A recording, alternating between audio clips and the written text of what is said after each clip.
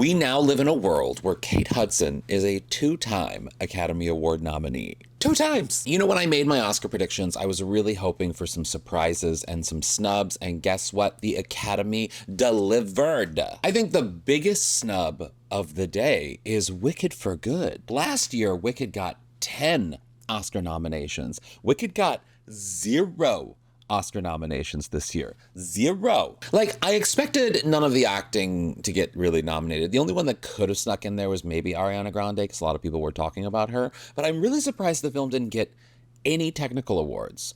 Costume, you know, the other technical things. How?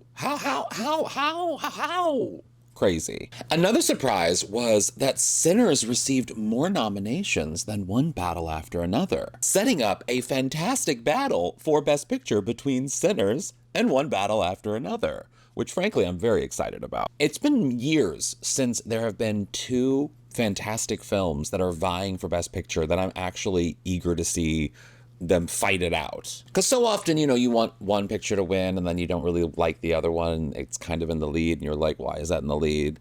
This year, 2 of the biggest movies of the year, one of the biggest critically praised movies of the year, because One Battle wasn't like that massive of a box office hit, but then Sinners, which was a very big box office hit, to have them battling it out, very exciting, very exciting. Sinners received a record-breaking 16 nominations, which is the most for a film ever in the history of all films, which is so exciting, especially for a film that is sort of genre bending. I mean, it's horror, but it's drama, but it's historical. I mean, it's thriller, it's all of the things. The past films to hold this record had only received 14 Oscar nominations. Those are All About Eve, Titanic, and La La Land. And Ryan Coogler received his first ever Best Director and Best Screenplay Oscar nominations, which is so exciting because this film felt like a baby to him. And it's really exciting. It's really exciting to see. Now, there were some surprises of the nominees for Sinners, particularly in the Best Supporting Actor category. Everyone had kind of assumed if anybody sneaks in there, it's going to be the Miles Caton kid who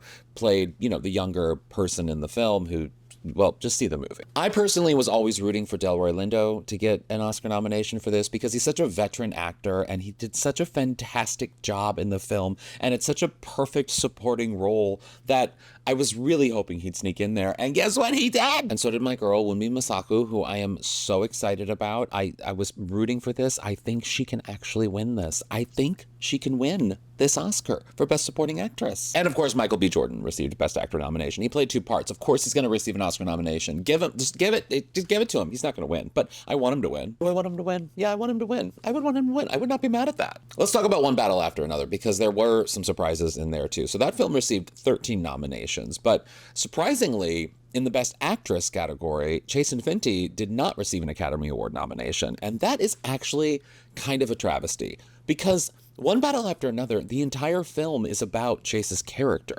Everything revolves around finding her, getting her, protecting her, and it kind of blows. She was a standout to me in the film. Of all of the acting, to me, it was all Sean Penn, Benicio del Toro, and Chase Infiniti. Those were the 3.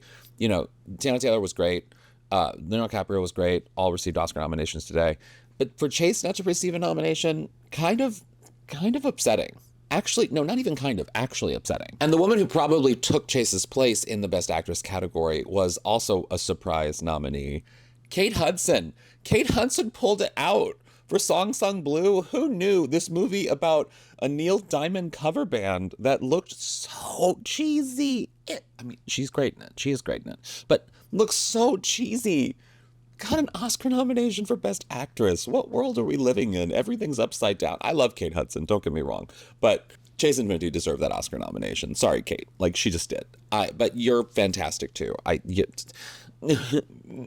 But there was a surprise snub in the Hamnet mix of the 8 nominations, and that was Paul Mescal, who plays William Shakespeare in the movie. He did not get nominated for Best Supporting Actor as expected. Everyone expected him to get nominated. Delroy's nomination probably snuck in there and bumped Paul out. And I'm not mad about it. because to me, Hamnet is completely all about Jessie Buckley, and she will win the Academy Award, and she deserves it, and it's an incredible performance for the ages. But I do think Paul deserved a nomination. In the Best Actor category, it all was pretty much expected. Timothée Chalamet, Wagner Moura. Thank God for Wagner Moura. But there was one kind of a surprise nominee, Ethan Hawke, for Blue Moon. It was sort of a surprise, like sneaker, slow burner sort of nomination in that he'd been receiving a lot of sort of chatter about he should be nominated for this, but it wasn't getting a ton of buzz. And so the fact that he snuck in there, I mean, I predicted he would sneak in there because he's Ethan Hawke and he's been nominated before and he's just an iconic actor. So I'm glad he did sneak in there, but it was a smidge of a surprise, just a smidge. Other snubs this year include Jesse Plemons for Begonia. That was a major surprise.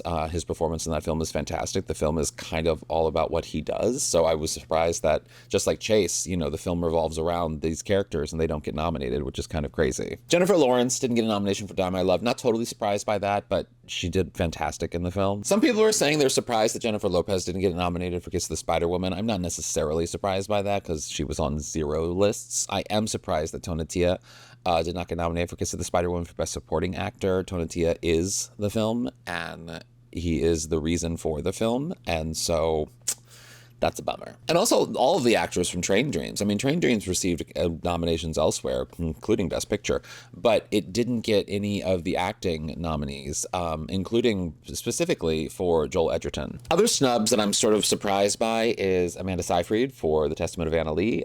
She was fantastic in it, so I'm surprised she didn't get in there. I'm not totally surprised it didn't get nominated, but it's a film that typically would get nominated. Jeremy Allen White for Springsteen. Both him and Jeremy Strong in it. I was just surprised that they didn't maybe sneak in there, but the film had lost a lot of buzz. There was a lot of talk going in that in the Best Picture category, there would be a lot of foreign films in the mix, like, Secret Agent, which did get nominated, Sentimental Value, which did get nominated, but there was also a lot of talk around No Other Choice, and It Was Just an Accident making it in there. They didn't make it into the Best Picture race, which is not a crazy surprise, but it's a surprise that, there weren't more foreign film nominations in the Best Picture race. For Best Director, the biggest surprise is that Guillermo del Toro didn't make it in there for Frankenstein, especially because the film did get nominated for Best Picture. He's Guillermo del Toro. He's just fantastic. He's an Oscar winner in the past. People know him. So yeah, not fully surprised because the Best Director category is pretty solid. I'm also surprised Avatar: Fire and Ash didn't get more nominations. It only received 2 Oscar nominations this year, and the past films, of course, received a ton of Oscar nominations. So